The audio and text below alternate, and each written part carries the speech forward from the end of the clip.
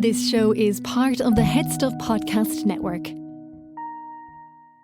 Welcome, gather round the fireside and listen to a tale of Fionn McCool, Cú Cullen, Deirdre of the Sorrows, Gráinne Wail. From giants right down to fairies, of both the drooping and solitary, and ghosts who are sometimes scary. Anything goes by the fireside. Yeah. Fireside, the Puka Fireside, the Marrow Fireside. Kings and queens fighting heroes, don't you run from the fun, there's no need to hide. Sit by the fireside.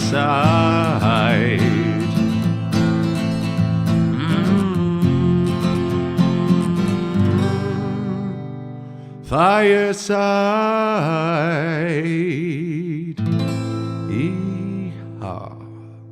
Hello and welcome to Fireside, the Irish storytelling podcast. Each episode of Fireside, we take a story from folklore or mythology, retell it, have a chat about the tale itself and about the craft, culture and history of storytelling. My name is Kevin C. Olahan. I'm your host and your Fireside Bard. Welcome to episode 181 of Fireside. Today on the Irish Storytelling Podcast, we have our second story from the great saga of the Irish-Australian rebel and hero and possible villain. This is Ned Kelly on the run. But first, a very big welcome to any new and returning listeners. If this is your first episode, why don't you listen to our first episode on Ned Kelly, episode 179, Ned Kelly and the Bushranger, to see a little context for this episode, although the context is not necessary, as I give plenty of refreshers for everything. And if there's a returning listener, thank you so much for your continued support. Ways you can support the podcast: you can follow me over on Instagram at Fireside Bard. It's the best place to get in touch, say hello for business or personal inquiries, or just to raise your hand up and say, how are you getting on? You can, of course, tell a friend, spread the good word of Fireside, spread the embers far and wide. You can, my personal favourite choice, you can buy my book, Garden Sea, at headstuff.org in paperback form, or from a Kindle at amazon.co.uk or .com, wherever you are based in the world. The paperback version can be shipped anywhere around the world. We have just had one sending one off to New Orleans today, which is very exciting. First time it's been sent to Louisiana. I like ticking off every time there's a new state or a new country that the book is being sent to. Makes me feel very, very good inside. And I hope you are all enjoying the book. Those who have bought it so much, thank you so much for buying it. And as always, please do let me know if you have any thoughts on the book. I love hearing from each and every one of you. By the way, if you're not on Instagram, you can email me at thefiresidebard@gmail.com for all the same sources. And if you really want to support the podcast directly, you can do so at Headstuff Plus at headstuffpodcast.com. All of the links are in the description below. All of those are the hard sells over and done with. This, to get down to this week's story, first of all, I'm recording this from... We're in a place called Cessnock, very close to the city of Newcastle in New South Wales. We're literally in the last week of the tour of World of Musicals here in Australia. It has been a long and wonderful, magical, very prosperous 5 months here in Australia. As my listeners to the podcast will know, this tour has been over 2 years in the making, has been postponed once, cancelled once. We made it out here last year, got sent home. So to be on the other end of this tour now is an incredible feeling and feels very cathartic among everything else. And next week, return home to Ireland.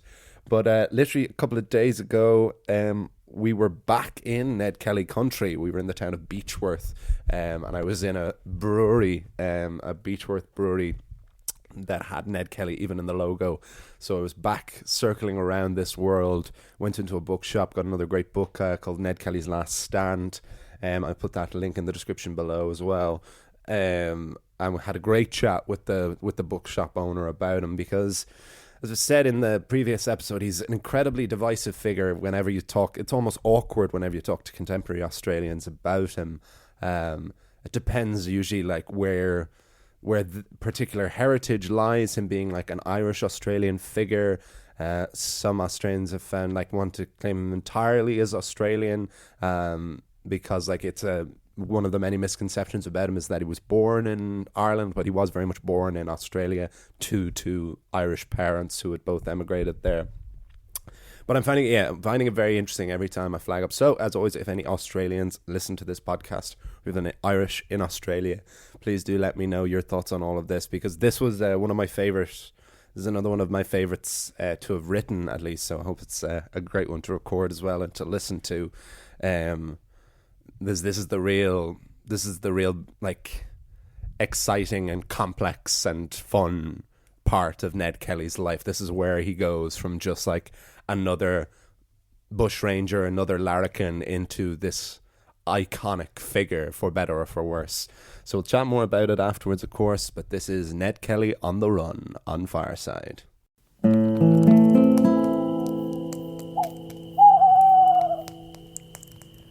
Ned Kelly on the Run.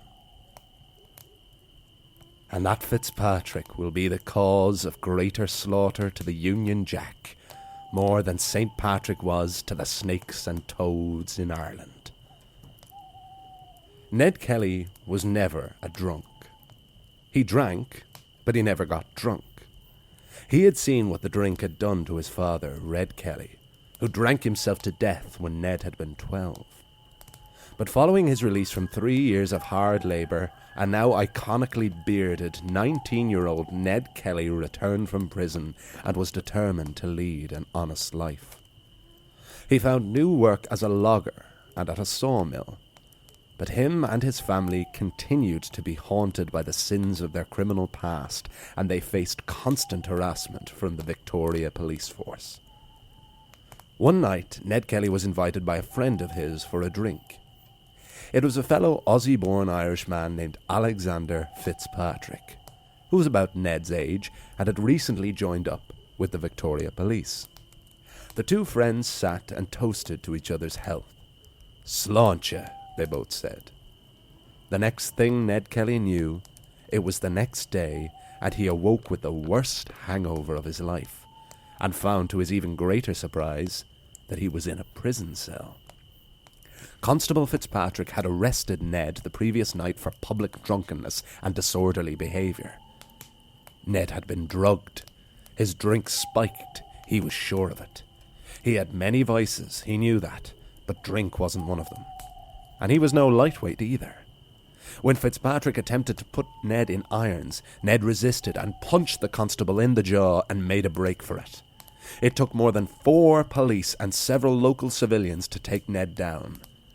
And when he was finally tripped up, an officer named Thomas Lonigan grabbed Ned between his legs to finally incapacitate him. This is surely where Ned Kelly's resentment of the police began to consume him. He said later, "Oh, the Queen must surely be proud of such heroic men as the police and Irish soldiers, as it takes 8 or 11 of the biggest mud crushers in Melbourne to take one poor little half-starved larrikin to a watch house." Ned was taken to jail, and at his court date, Ned pleaded guilty to all charges.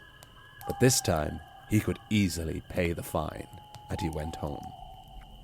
Ned said, "Fitzpatrick is the only one I hit out of the 5 in Benalla. This shows my feelings towards him, as he said we were good friends and even swore it. But he was the biggest enemy I had in the country, with the exception of Lonigan." This would not be the last encounter between Ned Kelly and Alex Fitzpatrick. In fact, their next meeting would set Ned Kelly on the course that would lead to his legend. How was it that a poor ex-convict farmer like Ned Kelly could afford the fine of police assault? Well, after coming out of prison, Ned found his mother Ellen was engaged to an American named George King. George encouraged Ned that they should set up a sophisticated and elaborate horse theft operation, where stolen horses would be brought out of town to a ranch where their brands would be changed, and then the horses would be sold legitimately, always having a legal bill of sale, making it impossible for the police to prove that they were stolen. This operation became an incredible success, with Kelly later claiming that 280 horses were stolen. The police suspected Ned was responsible, but they couldn't prove it. The money from this operation led Kelly and his comrades to adopt a more flash and stylish form of dress to suit their new outlaw or bush larrikin way of life. They were dubbed the Greta Mob, named after the town Kelly's family now lived in. But when 11 horses of a man named James Whitty were finally connected to Kelly, specifically to Ned's younger brother Dan, a warrant went out for his arrest in connection with this witty larceny.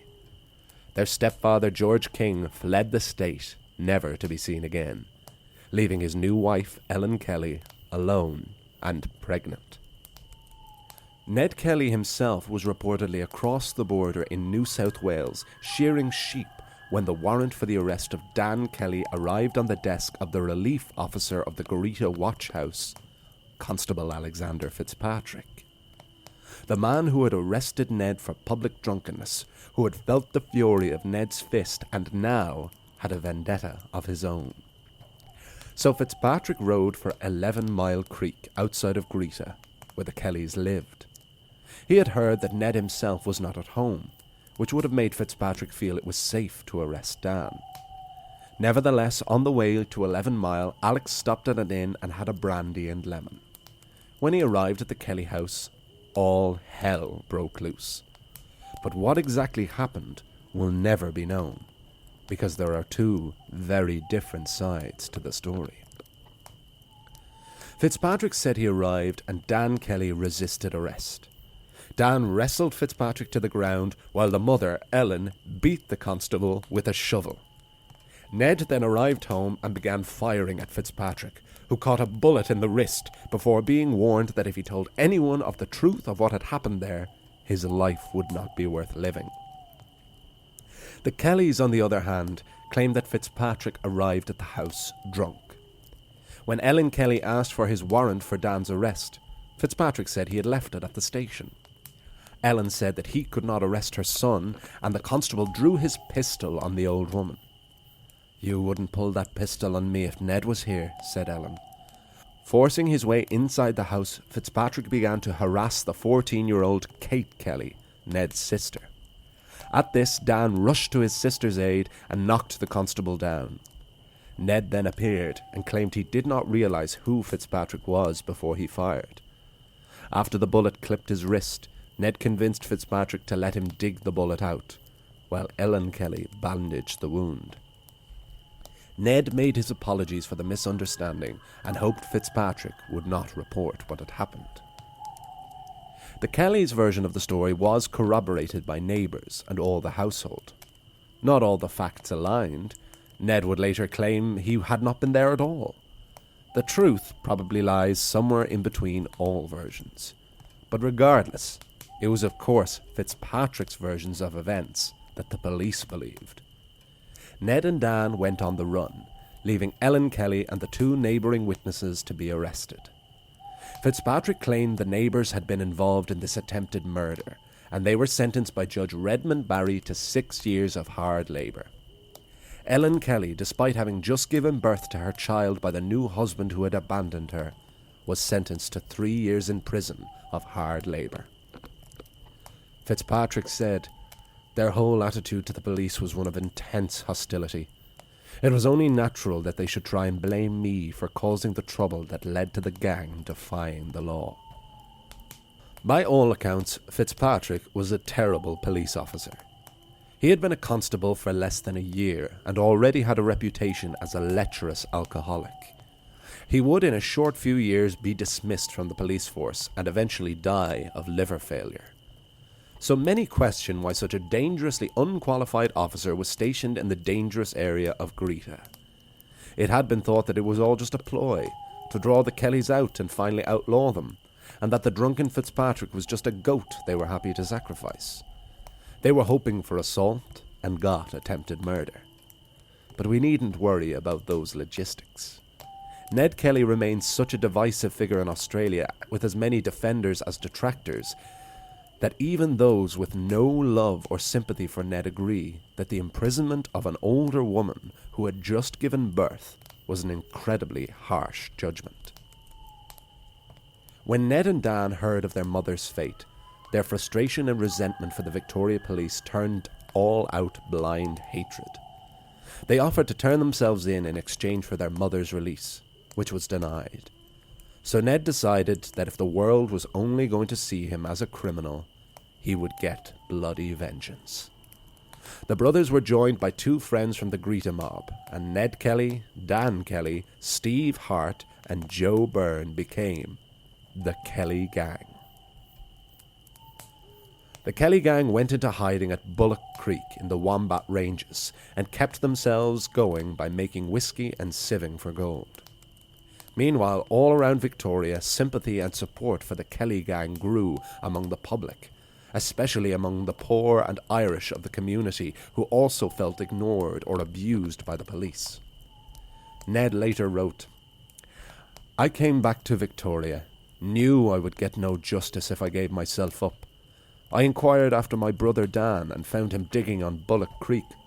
Heard how the police used to be blowing that they would not ask me to stand, they would shoot me first and then cry surrender, and how they used to rush into the house, upset all the milk dishes, break tins of eggs, empty the flour out of the bags onto the ground, and even the meat out of the cask, and destroy all the provisions and shove the girls in front of them into the rooms like dogs, so as if anyone was there they would shoot the girls first.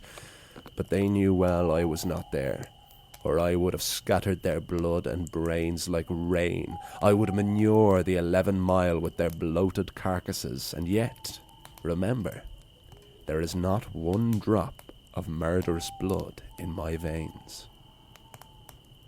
But it seemed there was at least one drop of murderous blood in Ned's veins. He became convinced that any police searching for the Kelly Gang would shoot them on sight, and the fateful squadron consisted of Sergeant Michael Kennedy and Constables Thomas McIntyre, Michael Scanlon, and Thomas Lonigan. The same Lonigan who had literally grabbed Ned by the balls in Greta, whom Ned had proclaimed his greatest enemy, even more than Fitzpatrick. The 4 policemen were in pursuit of the Kelly Gang and camped at an abandoned mine at Stringybark Creek, not realizing that they were only 1.5 miles from their targets. Ned had been tracking them, and the next day, while Scanlon and Kennedy were out scouting, the Kelly Gang approached the 2 remaining constables and told them to surrender. McIntyre was unarmed and raised his hands, but Lonigan reached for a pistol and Ned shot him 3 times, once through the eye. Kennedy and Scanlon soon returned, and the Kelly Gang hid in wait. Kennedy dismounted and the gang revealed themselves. Scanlon was shot while attempting to unsling his rifle. Kennedy hid behind a tree and began returning fire. In the chaos, McIntyre managed to get on his own horse and escape. Kennedy retreated into the bush, exchanging gunshots with Ned and Dan. When the sergeant had run out of bullets, he attempted to surrender. At close range, Ned Kelly blasted him through the chest with a shotgun. McIntyre's report of the shootout at Stringybark Creek made the Kelly Gang the most infamous in all of Australia. Under the Felons Apprehensions Act, the gang were outlawed. Any civilian was encouraged to shoot the gang on sight. It became a crime to be a sympathiser of the Kelly Gang, which only ensured their support grew and grew. The group of Ned and Dan, Joe Byrne and Steve Hart staged multiple successful robberies of banks and squatters, most famously at Euroa and Geraldary. It was at the latter, then dictating to his best friend Joe Byrne, that Ned wrote his manifesto, his defence for his actions, the justification of his perceived retribution. He spoke of injustices to his people, his family and the poor. This 56-page pamphlet was intended to be published and circulated and finished with a warning that would lead supporters to call him the Outback Robin Hood. "I give fair warning to all those who has reason to fear me to sell out and give £10 out of every 100 towards the Widow and Orphan Fund, and do not attempt to reside in Victoria, but as short a time as possible after reading this notice. Neglect this, and abide by the consequences, which shall be worse than the rust in the wheat in Victoria, or the drought of a dry season to the grasshoppers in New South Wales. I do not wish to give the order full force without giving timely warning. But I, am a widow's son, outlawed, and my orders must be obeyed. To be continued.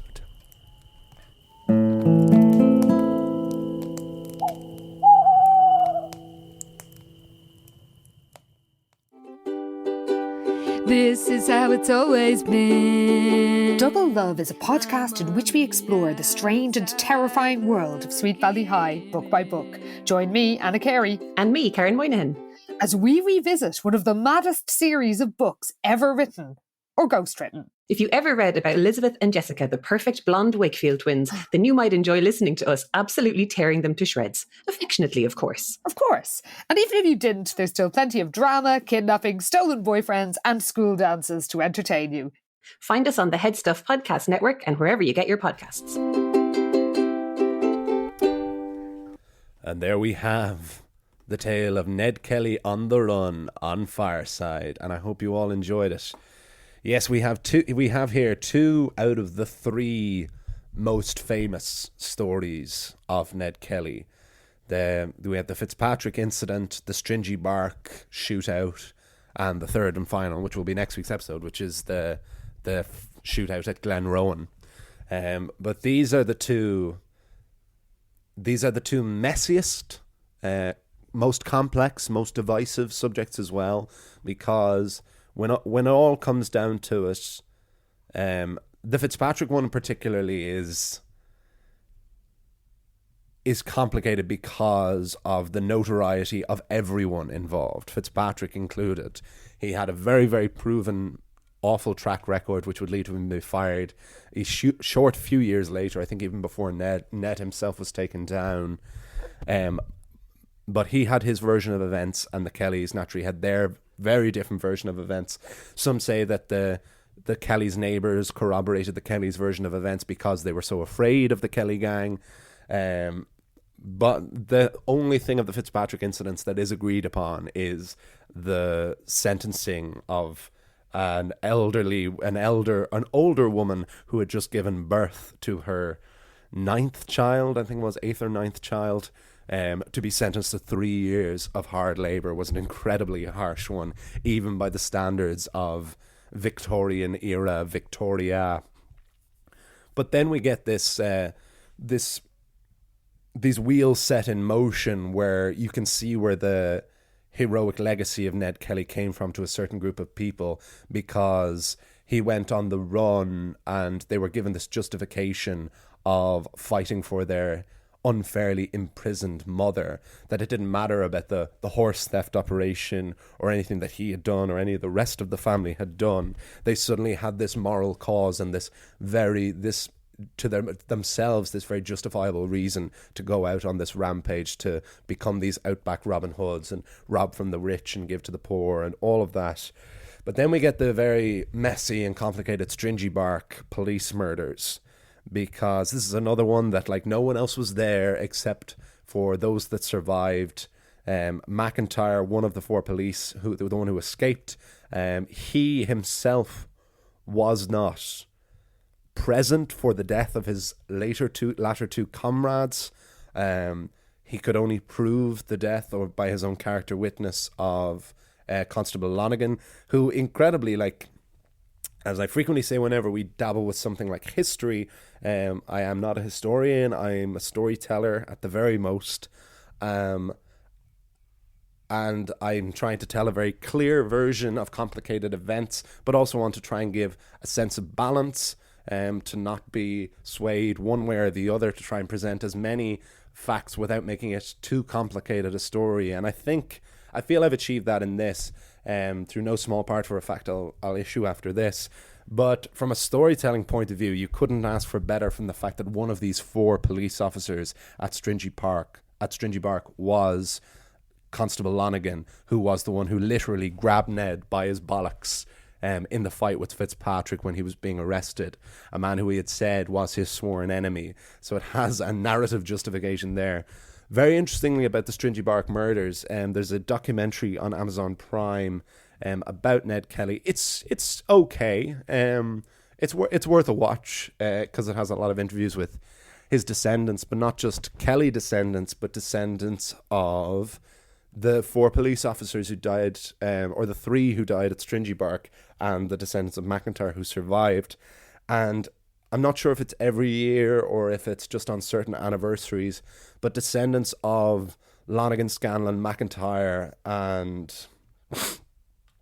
Kennedy, and the descendants of Ned Kelly all meet at Stringybark, and both sides kind of shake hands and commemorate that it was a complicated issue, and both have their different sides of the story and both believe different versions. But I love that they come to acknowledge that it was just an awful situation for everyone involved and could have been avoided in many cases. That more than anything made this made that documentary worth watching. I'll put a link to it in the description below as well. But the reason why I think I like this episode particularly, and enjoyed writing it so much, not just because we get 2 out of the 3 of these main, very, very interesting accounts in Ned Kelly's life, is the Geraldry letter. All of these quotes, for the most part, that come from Ned are from this 56-page document called the Geraldry letter, which, again, I'll put in the link in the description below. In all the research I've done on Ned Kelly, it's been my favourite thing to read because it's in his own words, or rather it's in the words of Joe Byrne, as Joe Byrne was the one who could write, but Ned was to have dictated it for him. It's about 8,000 words long. Don't let 56 pages put you off, because it's handwritten, so the letters are quite large. But I'll put a link to a transcript of it. I think the actual letter itself is in the old Melbourne library.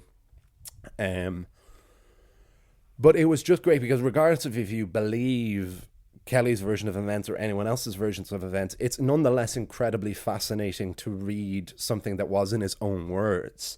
You don't need to believe he was right or wrong to find it interesting and engaging, to actually hear this person's real voice, or real written voice.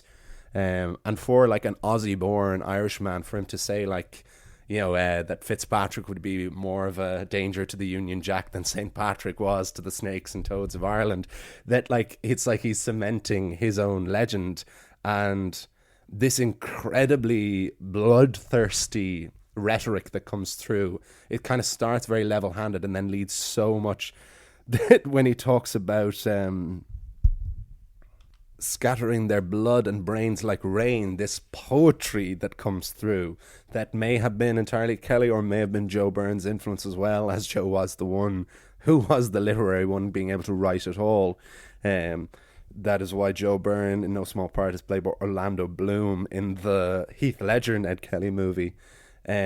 And then to backtrack and say, I'll scatter their blood and brains, but I'm not a murderous man. There's not a murderous blood in my not a drop of murderous blood in my veins. So this conflict and this contradiction and this anger that comes through so clearly in this manifesto, as it was meant to be. In the end, only 2 copies of this Geraldry letter, as it would later be called, not within Kelly's lifetime, were ever printed. And both of them are written out, and both of them still exist, which is amazing. But his intention was that this would be published and spread all around Victoria, and that this would gain them even more public support. And he justifies everything. He justifies the Stringybark murders. He justifies the Fitzpatrick incident. It contradicts other versions of the story. One of the quotes, I couldn't get into it, but I always think about is Ned would later say that Fitzpatrick never harassed his sister, Kate, which in all other versions of the story is said, except for Fitzpatrick's, of course, because Ned said, oh no, he never went near my sister. That's nonsense, because any man who went near one of my sisters, Victoria, wouldn't hold him, which is a quote that just has stayed within my mind. And then, of course, we have this final warning that because there's less, in terms of the outback Robin Hood image, there's less kind of robbing from the rich and giving to the poor. There's a lot of robbing from the rich, for sure, and them being poor themselves, but there's less giving to the poor themselves. But this quote here seems to be where that part and that aspect of the legend comes from, that he encourages all of these wealthy squatters or anyone who perceives him as an enemy to donate £10 out of every 100, which would have been a tremendous amount of money, to the Widow and Orphan Fund, and to just leave Victoria. Attempted to scare everyone out of the state. And clearly there was an immense fear of this one man, hence Fitzpatrick needing this Dutch courage before going to arrest Dan, and only going when it was thought that Ned wasn't there at all. I think it was his biographer Ian Jones that said, as I might have said last week, that the more you read and more discover about Ned Kelly, the more interesting and more complex the story gets. And I absolutely agree with that. And one of the many reasons why I'm glad I didn't just do one episode on it, and that I've dedicated 3 episodes from it. And I hope you all agree as well. So please do let me know your thoughts. That's 2 out of 3. Next week, we'll have another story of the Fianna. Actually, a story of the Fianna centering on Conan Whale McMorna. Next week we have Conan Whale's wedding crash, which is a really fun and funny story that I really look forward to sharing before we get back to Ned Kelly's last stand the week after next. Which I think I'll hopefully get both of those recorded before, because the next time I record otherwise could be when I'm already back in Ireland. But it would be nice to wrap up the Ned Kelly saga while I'm still in Ned Kelly country, and then when I get back to Ireland, we'll see what'll become of the next few months of Fireside while we lead up to our 4-year anniversary. So as always, follow me on Instagram, email me at thefiresidebard@gmail.com. Buy my book Garden Sea, my poetry book. The links are all in the description below. Support the podcast at headstuffpodcast.com by joining Headstuff Plus for as little as €5 a month, or you can pay more if you want. I'll see you all. You'll hear me all next time. Remember, wherever you are and wherever you go, you can always join me by the fireside. This show is part of the Headstuff Podcast Network, a hub for the creative and the curious. Shows are produced in association with Headstuff and the Podcast Studios Dublin. Find out more or become a member at headstuffpodcasts.com.